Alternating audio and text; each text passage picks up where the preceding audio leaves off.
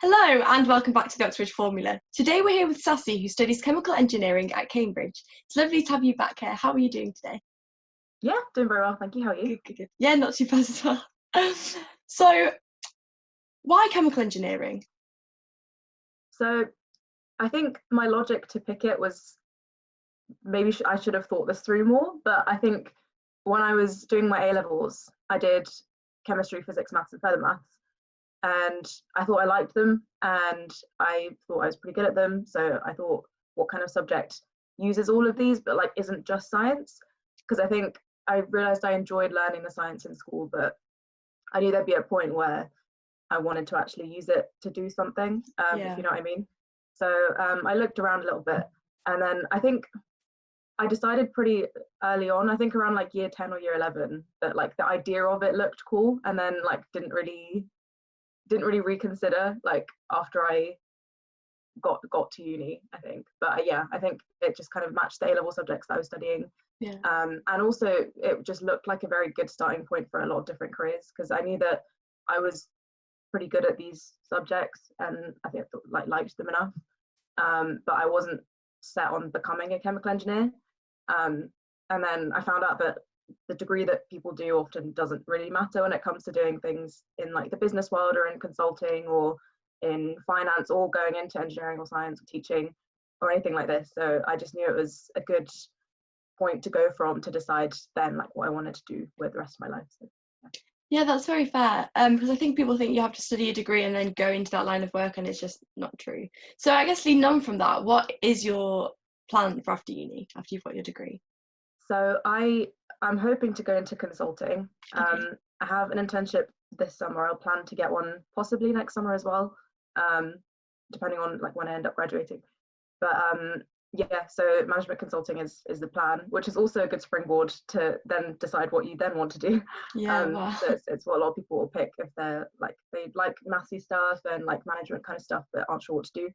And yeah, I think chemical engineering is, even when I went to the Cambridge Open Day, the guy who runs the teaching program, the Chem Eng at Cambridge, said like this is a really good course if you want to do management consulting, because it is very problem solving related. Even compared to general engineering, there are a lot more like reports you have to write up for like coursework exercises and things like that. Yeah, there's a lot of kind of, there's like a little bit of economics related stuff, like a very small amount, and there's you kind of learn a little bit about a lot of different topics. And even if a lot of those are very sciencey or physicsy, those, it's all about transferable skills. It's all those like applicable skills that you learn in those topics, I think, that recruiters and employers really look for as well. No, yeah, I think that's so true, because I too don't want to go into biochemistry. But like there's so many skills that I've put on my CV that people are so impressed by. And it seems that in this internship recruitment season, a lot of my like PP friends, so like they study economics themselves, struggled to get internships, while STEM students found it really like a lot easier. So I mean, obviously I'm not saying you won't get an internship if you do not like something that's not STEM, but it is crazy how many transferable skills the science degree can give you for other jobs. Definitely. And you mentioned a little bit of economics in chemical engineering. Can you just give me a little example of where that comes in? Yeah, so I mean, it's nothing like the Cambridge economics course. Like it's more accounting, if anything. But the way it's applied is like if you're trying to figure out if a chemical process is like economically viable, like if it will make you money in the future, and looking at the cash flows that it will bring in every year and working out, like discounting that back to the present and working out if it will actually turn a profit in the future. And there's like calculations that you learn to figure out if that's true. But we only had 4 or 8 lectures, I think, on it in second year of Chem Eng. So that's another thing. So the first year you study natural sciences or engineering, and then second year you actually go into chemical engineering. So I've only done 1 year of Chem Eng, but you do learn a lot in 1 year as well. Oh wow, I didn't know that you started off like a year with natural sciences and then sort of specialise into Chem Eng. That's really, really interesting. So how did you find first year with natural sciences? I'm not gonna lie, I didn't like it. I think that confirmed to me like why I couldn't just use the logic that I wanted to study like just harder versions of my A-levels. Because A-levels are like, you can't even compare them to a science degree. I'm sure you can empathize as well. Like A-level bio and chem, they're so different to For more information on Oxbridge colleges, subjects, and to get help with the application process, visit oxbridgeformula.co.uk. Click subscribe and ring the notification icon to be notified when we release new content. But yeah, I think it was especially like physics, and it was all very like theoretical, and contact hours are notoriously bad for first year NSAA at Cambridge. It's like it's over a 40-hour week or something ridiculous. The Saturday lectures as well. Adding in like time for like the minimum time you have to spend on problem sheets and all that, like it comes up to that much as well. And Saturday lectures, not great. So there was a lot of different things that I was like, I really just want to move on to the course that I'm meant to be studying here. So yeah, second year was like such a relief, I think, because also another thing is the department actually treats you like a human being, I will say. I think NSAA improves in second year as well, but first year NSAA to second year Chem-Eng, like there's no 9 a.m.s for starters. Like first year 9 a.m. every day, Monday to Saturday. Second year 10 a.m. onwards, Monday to Friday. And they just do really nice like welfare kind of things in the department as well. Like there's a lot of lectures. I think there's the same amount as first year, but now squeezed Monday to Friday instead of Monday to Saturday.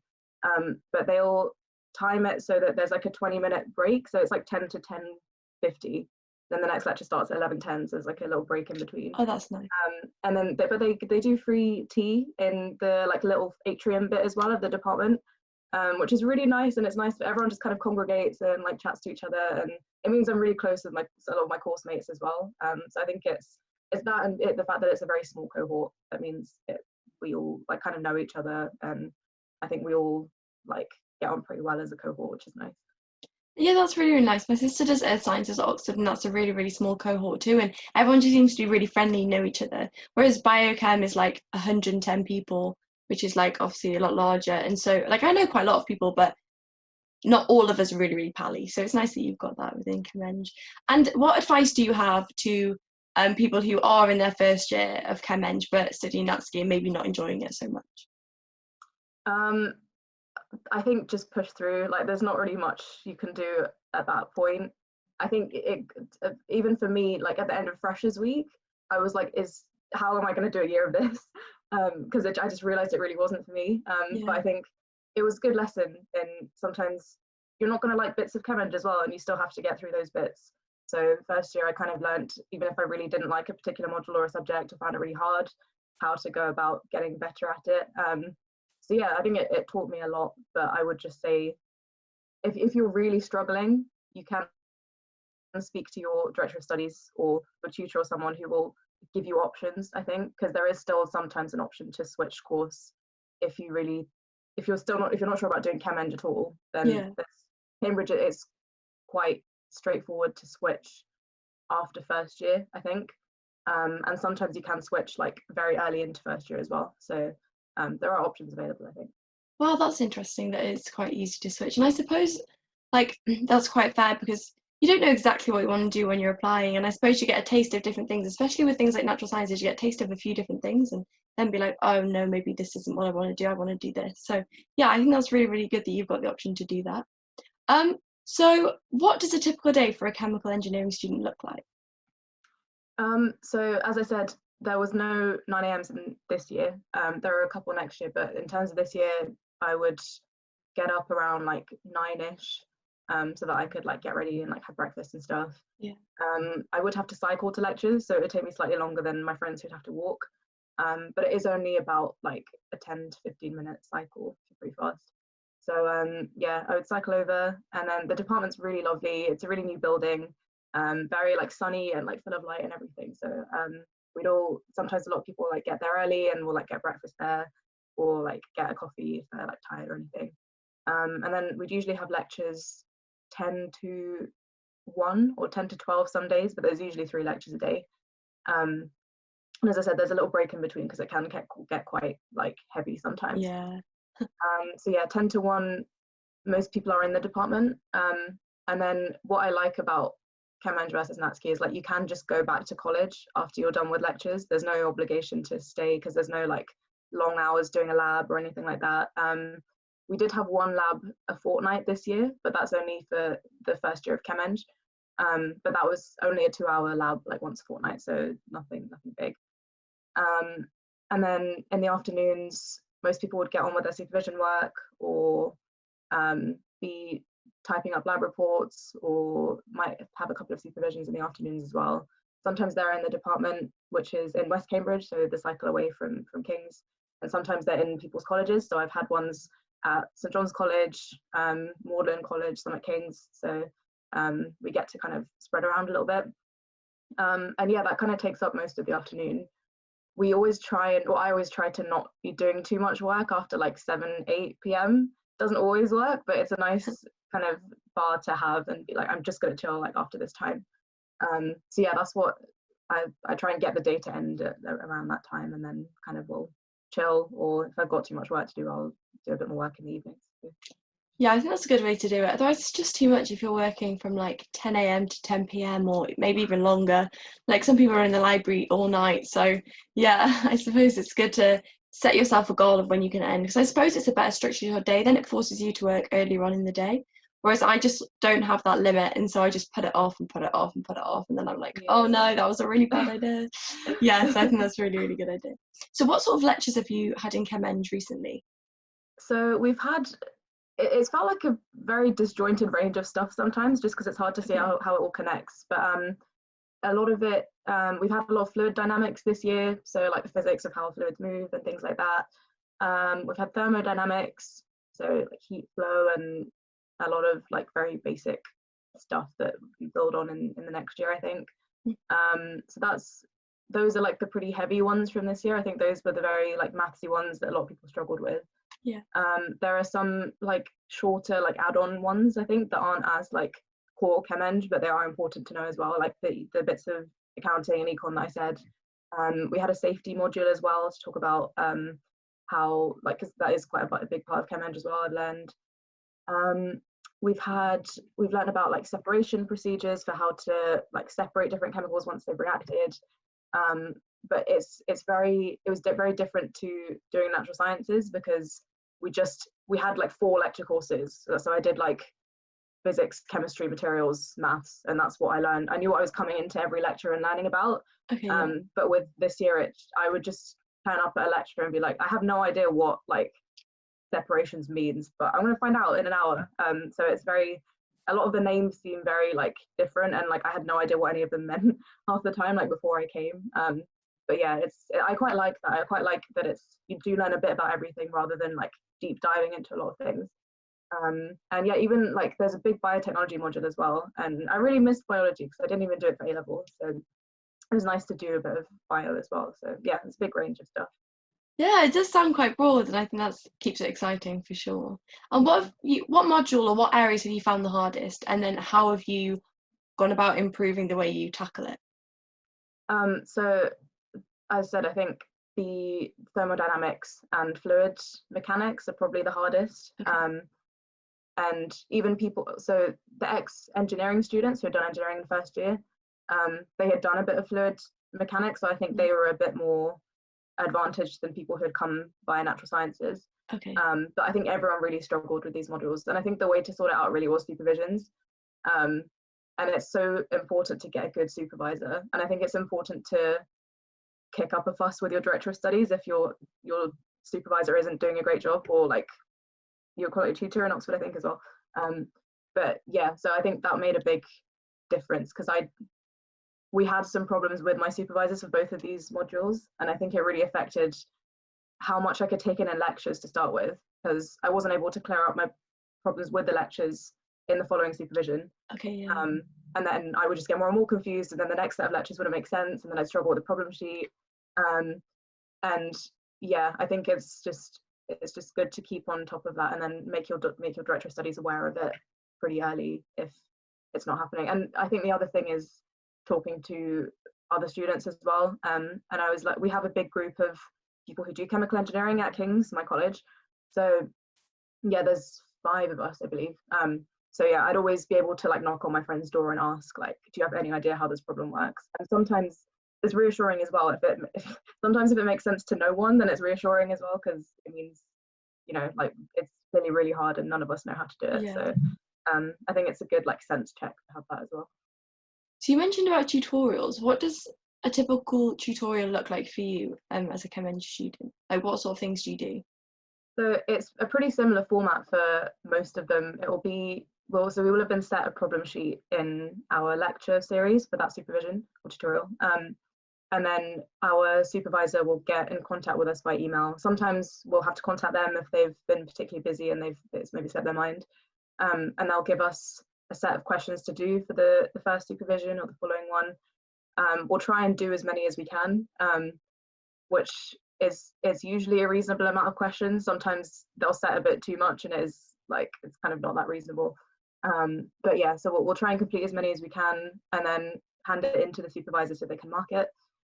And during the supervision, it's a pretty standard format. Like we will just go through each question and the supervisor will talk about who struggled with which question. They'll often write out how it was meant to be done. The best supervisors, I think, go back to like the conceptual stuff. So they'll actually talk through like what the building blocks of like what built it up in the lectures. So for example, with like fluid mechanics, we had a lot of cases where the supervisor was just writing out the maths of the question and we had no idea where he'd got the model for this particular fluid and like where he'd got these equations from. Okay. And he didn't even know, I think, sometimes. So I think it's just really confusing when like you're just following a set of instructions but you have no idea where any of that's come from. Yeah. I think that's the case in like a lot of science and a lot of engineering. Like I think that's the hard bit. Like the actual maths is okay once you get used to it, but it's like figuring out how to set up the whole question, which is hard. But yeah, so the supervisor will often, well, the good supervisors will talk through that. Some will just go through questions, but I think, yeah, it's good to kind of assess if the supervisor is working for you. Sometimes it is hard to switch supervisors, but it's always worth bringing up with director of studies, I think. Yeah, no, I definitely think so because tutes are such a good way of clearing things up, and if you don't have a good tutor then or supervisor, then yeah, it's obviously not going to be ideal. And what's been your favourite tute from this year? Is there one that stands out? Oh, yeah. So I think it was my separations supervisions, because like purely because of the supervisor. Like she also lectured us for that series. And I felt really bad because we'd always go into that supervision and like she'd be like, oh, how were lectures this week? And we'd be like, yeah, they were good. And then we'd have loads of questions on like all the problems that she'd set, and she'd be like, am I like a really bad lecturer? Like, is it my fault? No. It was just, the content was just really hard and then we just had a lot to clear up. But she'd always just, it felt like she like reached into our brain and like jiggled it around and just made it make sense. Like it was so good. Like those are the best supervisors, I think, when they just kind of, they can see, like, even if you can't articulate what you're exactly struggling with, like the concept, but they can tell just because they've fought it so many times, or like they had the same problems when they were learning it as well, and they can kind of apply that to like teaching other people. And yeah, she wouldn't, also I think there's a case in supervisions where like people will just kind of nod along and be like, yeah, like I get that. But you're just so literally you're just so tired that like you kind of give up at a certain point with like trying to understand it, and you just want the supervisor to carry on. But she will always check and she'll always be like, can you explain it back to me? And then like there were a lot of moments of being like, oh no, like she's called me out. But yeah, it was never like to make fun of anyone or to like catch anyone out. It was just because she really wanted us to understand it. And I think that's what like shone through in the supervisions. And we'd all just walk out feeling like we just done a workout. Like we just had this like endorphin rush of like we'd like learned so much and like just we felt so much better about the course. And like I think it just shows like even if it perhaps wasn't my favorite topic, I think she was my favorite supervisor, and that really made the big difference. Yeah, I definitely agree, and I think that's the perk of going to Oxford and Cambridge, is having that intimate like tutorial system, because even if you're in a group of 10 or 12, like you're not going to get enough individual like attention to be able to understand it fully the way you want to. So yeah, I think tutes are really, really important. And you said you're a cohort of 5 in King's, so do you have your tutes with your 5 and then a tutor, or are you split into 2 and a 3, or how does that work? So yeah, it really depends on the supervision. So 4 of us at King's came via doing natural sciences, and 1 came by engineering. So usually my friend who did engineering will have supervisions with other ex-engineers, so she won't really have them with other people from King's. But yeah, we tend to have the same, it's me and 2 other girls who usually be in a supervision group together. But it's really up to the supervisor. Sometimes I've had supervisions with people from like random colleges like Magdalen and like Sydney, Sussex and other places. So it's also a nice way to like meet other people on the course as well. And like I think you can get complacent in supervisions when you kind of know everyone there, and like there's one person who talks a lot and like you might rely on them a little bit. But if you're always with new people, then you kind of need to, you need to speak up and do your bit in the super. So that's actually a really good point, because there's one guy in my tute group. I always sort of have tutes with the same 3 other people. We know one guy will answer no matter what, and then if there is an awkward silence, one of the other ones we always know will pop up because he hates the awkward silences. So it's great. So I just sort of sit back and I'm like, I'm not going to say anything till I must do. Like, it's really chill. Yeah, so that's a really good point, and it does keep you on your toes, I suppose, which is really, really good. And you mentioned that you have labs, not very commonly, but can you talk to me a little bit more about what labs look like for a chemical engineer? Yeah, so they're usually, well, all of the labs are based around fluid mechanics, but you don't have to know any fluid mechanics prior to doing them. They kind of all start from scratch, and you can learn from the basics. So that we'll usually, or I would try to read the whole lab like instructions part in our like lab book before going to the lab, because you get 2 hours seems like a lot of time, but it often really rushes by and you have a lot of data to collect in that time. So for example, we had one that was like, you push, there's like a vertical tubes of sand and like little glass balls, and you flood like air and water through them and see how much the bed like rises by, and you have to measure like how much it rises for a particular velocity of fluid flowing through it. And most of it is just kind of twisting a knob and collecting data and twisting it again and collecting data. But I think the challenging bit comes after that, when you have to write the lab reports, and they place a lot of weighting on them in Chem Eng compared to when I did natural sciences, because there is a big coursework module, and I think, I don't know exactly the exact percentages, but a lot of that is made up by the lab reports. So there's a very specific structure that has to be adhered to when you write lab reports, and sometimes it did feel quite unfair the way we were marked, like, because you get a different marker for each report, and sometimes like they'd mark you down for the most like harsh things, and it was quite hard to like get started with it, I think, because it's just, the format was just very different to how we'd been used to doing them, and we were just quite confused. But I think we found our feet with that pretty quickly, and I got like better and better at it, I think, because I would like pre-write the bits that I could pre-write before actually going to the lab, and then all I would have to do is like write up the analysis and put in the data and stuff, and it would be very quick, because otherwise I think the coursework really builds up as well, because we've got that and problem sheets and like lectures to keep up with and everything else. Like, I think it was way more manageable than doing natural sciences, but it's still, you just, like you said, like it's good to just be like, I have to do this in this time, rather than let it like bleed into the rest of your time, because that's when it gets difficult. And the other thing is, we have these things called exercises as well, which are another part of the coursework part of the course. So those are, they're really weird sometimes. They're like I said, you have to write reports sometimes on like a brief that you've been given. So it'll be something like a company might be considering doing or using a different reaction route for a particular reaction, or like a particular process that they've got in a factory, and they want to know if it's like economically viable, if it's like what the yield would be like for this reaction, and like different like stats on it, and you have to come to a conclusion about like whether it's worth switching to this new reaction. And that's like writing up, it's kind of like in consulting, like when like a client has a particular problem, and you have to like analyze all the data and then like give them these insights and like what you think they should do. So yeah, there's sometimes like coding and programming involved in that, in like manipulating the data and like getting results from it, and typing that up and everything. It's like, they're usually pretty longish reports, so that takes some time as well, but that definitely adds a lot to the coursework burden. But yeah, again, it's bearable, and I think you're given lots of time in advance. You're told a lot very in advance, like when you need to hand stuff in and things. So I think you can tell who's on top of it, because they've already done all the work that needs to be done like pretty early, because the deadlines are pretty reasonable most of the time. But I think you can get extensions from your director of studies, or if needed, like if you've been really ill during a particular week or something's gone on, then like you can get extensions and things. So okay. And what do the deadlines tend to be? So for a lab, you do the experiment itself, and then you have to hand in the report 2 weeks from then, I believe. maybe it's a week actually. It might be a week. It's been so long I've forgotten. I think it's a week actually. So yeah, that's why it was good to like pre-write them. And with exercises, we had a long one over the last term, which was over about 2 months. Oh, wow. But that was like there was quite a lot to do for that one. Usually they're about 3 weeks that we get from like being given the exercise to having to hand it in. So yeah, I think as long as we kind of split up the work, it's quite manageable. And then the lab report, is that just like sets of questions that you've got to answer, or is it more like a essay type report whereby it's obviously split into sections, but there's a lot of writing?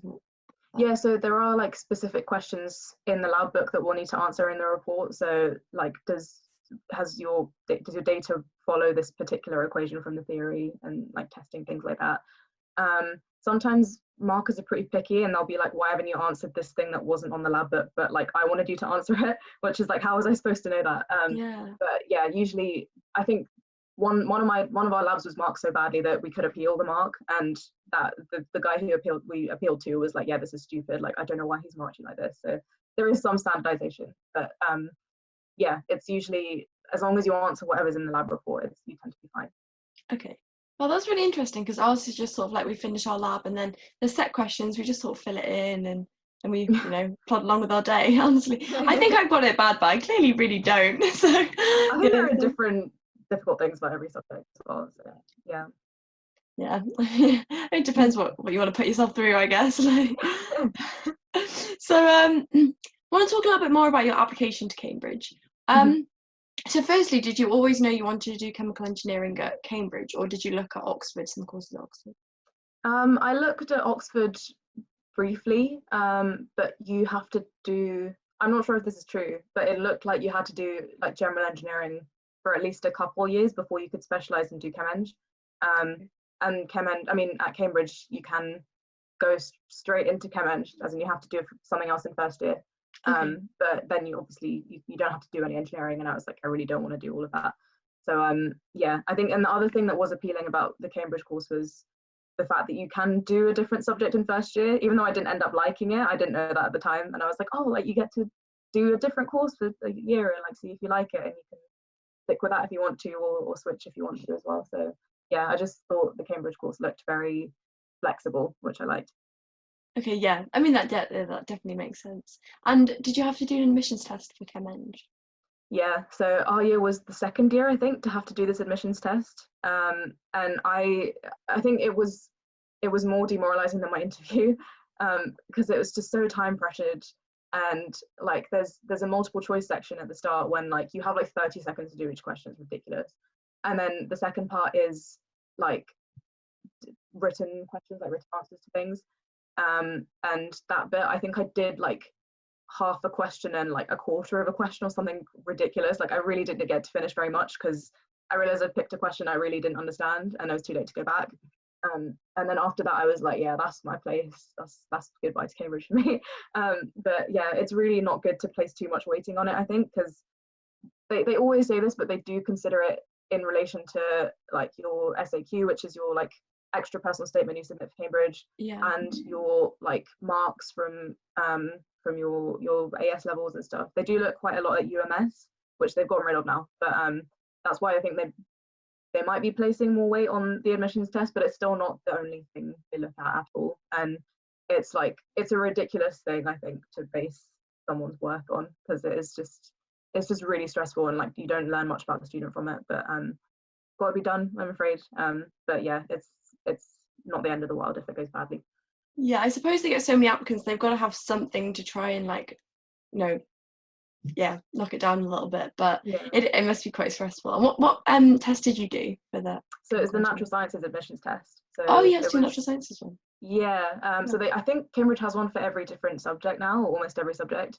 So yeah, I think the multiple choice was, you picked the ones you'd done A levels on. So they had ones on like maths and chemistry, physics, and then like probably like some extra harder maths ones as well. And then the longer answer questions were on like similar ones, so you just picked the ones you thought you could do, which didn't turn out great for me. But yeah, so it should be all stuff you know from your A levels. I don't think they told us to revise anything extra. But I just did some. There were like a couple of practice tests available, I think, and that's what I kind of tried to work through just so I could get used to the timing of it, because I think that was the main issue. So was that the main way you prepared, or did you do other things as well? So I looked at the couple of past papers they had online at the time, and I think I just looked on the student room and saw what people had done the year before and like how they'd revised. Oh, I did use some, I think I used some BMAT papers, so the biomedical admissions test, Oh wow. because they do have a couple of similar modules. And again, it's just the time pressure to get used to that. So yeah, I think I used the past papers from the natural sciences test, some BMAT papers, maybe like some UK HAT papers, I don't really remember, but I think if you Google and see what people have done, that's usually a good starting place to see like what is a good idea to revise. Yeah, that's a good idea. And I suppose it's so different to any test you've ever done at A level and things, so it's just a completely different set of skills you need to practice. So yeah, I guess practice is key. And then I suppose personal statement is another really important thing in your application. So how did you demonstrate your passion of Chem-Eng on your personal statement? So it's really hard with Chem-Eng because it's hard to get work experience, because a lot of plants aren't going to let like a 15-year-old onto their like big scary chemical plant. I managed to kind of get a backdoor way into that because I have family in India who like knew people who like worked at a particular plant, so I could at least go in and talk to some people there and say that I'd like gone into this plant and like found out some bits about it. But that's really not expected. Like they really don't expect anyone to have any work experience of it, I think. And I think the way to show passion is just to read around the subject, and I guess just there are ways to reach out to people who work in this industry, I think, because like there's always like careers fairs and networking events like going on, like even when we're at school, I think there's, if you just Google, like there's always like outreach events from people working at these companies and things like that. So I think like talking to those outreach people is a good idea.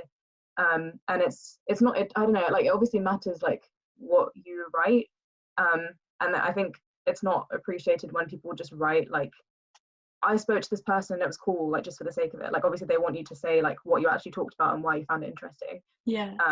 So yeah, I think it's good to say like, it shows a lot of passion that you've approached these people, but I think actually saying like what you ended up talking about, or like what you actually read in this book that you read, is the main thing. So yeah, I think reading is the way to like, that's the surefire way to like do any of this stuff. Like obviously it's not always possible to reach out to people, but I read you don't have to read a lot. I read like a couple of books and just talked about one in depth, I think, and I think it was about fracking, and like how like assessing the actual impact of it, and how like it's not actually impactful in certain ways and it's really bad in other ways. And I just talked about like the fact that I found that interesting because the way it's portrayed in the media is very like fracking is terrible, like we should all stop doing it.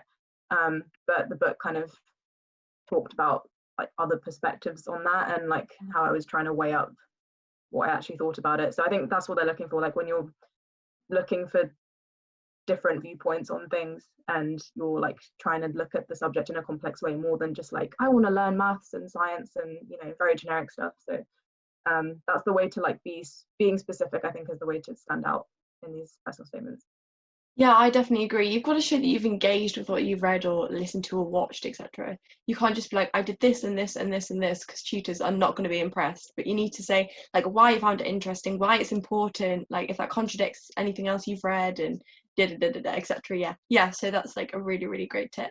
And what did you find hardest about writing a personal statement? I just didn't know the balance to get right, I think. I had a few like I think it was like twice as long as it was meant to be when I first like wrote everything I thought I could write about. And then I was like, trying to weigh up like what would a tutor want to see more than another thing, like what's going to make me look better, and things like that, because I had a lot of like things I found interesting, but obviously there's just not a room to put everything in. Trying to get the balance right with like extracurriculars as well, because Oxbridge, or at least Cambridge, don't look at that stuff very much. Like they're not, unless you relate it to like your time, or not even time management, but like if you relate it to like showing that you're very hardworking and like you've really applied yourself to get to like grade 8 violin or anything like that. Other than that, like they don't really, it's not a massive deal to them that you've done grade 8 violin, you know what I mean? So like that wasn't really worth putting on there for me. But I knew that there are other unis I was applying to, and I didn't want to just focus completely on like getting into Cambridge. So trying to get the balance right with like different unis I was applying to and like what they would all probably want to see. That was quite hard. But I think we did have one like UCAS person at our school who was very exhausted and running around trying to sort everybody out, so she didn't really have time for like Oxbridge people specifically. But yeah, I think asking people around at school, like I just got random teachers to read it and asked what they thought of it and like if they would, like, what they would change about it, or like what they would want to know about me, like if they didn't know me in person. And just reading, like the student room is a good place as well to just try and read other people's statements, obviously not to copy or anything, but to just see how they've structured different parts of their statement, so like their introduction and how long they actually spent on that part, and how many different books they talked about and how much they focused on each one. So yeah, that's just a good way to make sure you don't like list loads of things like you said, because that's not great, but also don't just concentrate on one thing. And I think that's a hard balance to get if you are just going through it by yourself, so it's good to just ask around. Yeah, I think that's a really, really good idea. And I suppose also, like, if you are worried about having different personal statements, like this will suit Cambridge, but it may not suit other universities, You've also got the SAQ, like you said. So have you got any tips for that? For the SAQ? Yeah. I didn't know what I was doing for that one. I think I just looked at extra stuff. I thought about putting in my personal statement and looked at like the best bits from that I thought I might want to write about.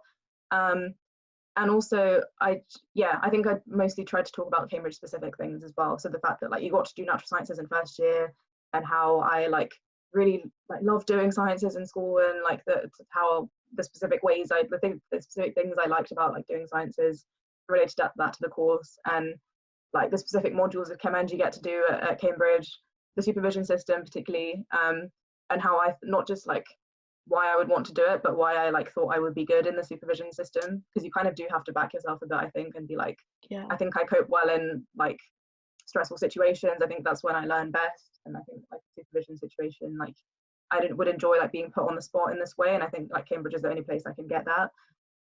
Obviously I think that's kind of what I wrote, but I think with each person, like I think it involves like actually thinking about why you want to go to Cambridge as well, because that means you can't just be applying for the name of it or anything. Like you actually have to look at what is it about the course that you find interesting, and that's what you should be putting on your SAQ, I think. Yeah, that's a really, really great tip. So making it more like Cambridge specific, why you want to apply to the Cambridge course and why you like that so much. Yeah, that's really, really, really good tip. Yeah. Because obviously at Oxford, I have no clue what even the SAQ was for, because you don't have to do one for Oxford. But yeah, it's really, really interesting. I think that's a really good tip. And then obviously there's the dreaded interviews. So how was your interview experience? I don't know, I feel like my brain's blocked parts of it out, but not because it was like terrible. I think just because it's always going to be a stressful day, and it all just feels like a bit of a fever dream, because it's also like you just get there, and especially with King's, like it's these like big buildings and it's all very imposing and big, and I remember it just felt so like I felt like I was up against this big wall that was in front of me, and I had to like climb this huge thing to like be part of this like elite group or something. And because obviously now I look around King's and it feels like home, but it's really weird. I looked at it back then and it just felt like I was like trying really hard to get there, but it just felt so impossible. But yeah, so I think it's just quite an intimidating place to be like at interview. The interviews themselves were like, my first one was, I really enjoyed it actually, and I think that the interviews put me quite at ease.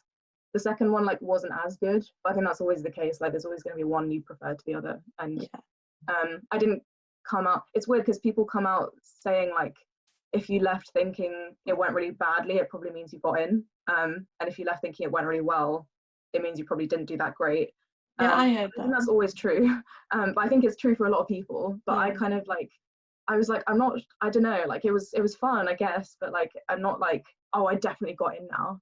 I didn't think I'd made any big mess ups, but I like just didn't really know what to think of it. I knew I'd like done what I could, and that's all I came out thinking. But a lot of my teachers were like, oh no, you have to have thought you did really badly to like eventually get in, and I was like, it doesn't have to be the case. But yeah, it just shows like whatever you think the case was, like you just have no idea what the tutor will have thought of you during the interview, and you just kind of got to let it go into the universe and see what comes out on results day. So Yeah, definitely. I agree. There's literally no way of telling. Like my second interview was horrendous. I came out crying and I cried all the way home the next day too because I was like, I've just completely ruined my chances. And then I got in. So there is no way of telling. And what sort of things were you asked in your interview? So they started me off very simply in my first interview. I think because they can tell people are really nervous. Yeah. So they literally just started off. They gave me they told me to plot a quadratic curve, which like anyone in like year 10 or year 11, a lot of people in year 10 or year 11 could do. And then asked me how I would find the area under it. And I was like, is this a trick question? Do I just have to integrate it? I'm not sure. Because everything it just felt like it should be really hard, but they really do start you off like somewhere you can have access to. And then they went on to talking about they because like it's obviously a chem eng interview, but they kind of just mixed it with like maths Natsky related stuff. So we talked about like a pendulum swinging and how I would plot a graph showing that, and how I would plot the distance of the pendulum from the middle, and then how I would plot the speed and how those curves related to each other. And yeah, I think we talked about that stuff for a bit. Some of the questions were really weird. Like one of them was, I think it was like, it sounded like a very like typical like Cambridgey kind of question. It was is it possible for 10% of drivers to be above average, or 90% of drivers to be above average? And my initial response was like, no, like that's obviously not possible because like it's 90%, like average is going to be like 50%. But then he was like, are you sure? Which was like, you should probably think about it more. And then I like wrote out like an example of like rating drivers on a scale of like 1 to 10, doing that with 10 different drivers and like working out it was possible for 90% to be above average. So I think it's just sometimes they'll ask you stuff that's you'll have like a gut reaction to, but they really just like seeing that you're like thinking through stuff and like the exact thoughts that you're having and like the ways of approaching stuff. Even if it's like wrong, they just appreciate that you're telling them like what you're thinking, because that's teachable.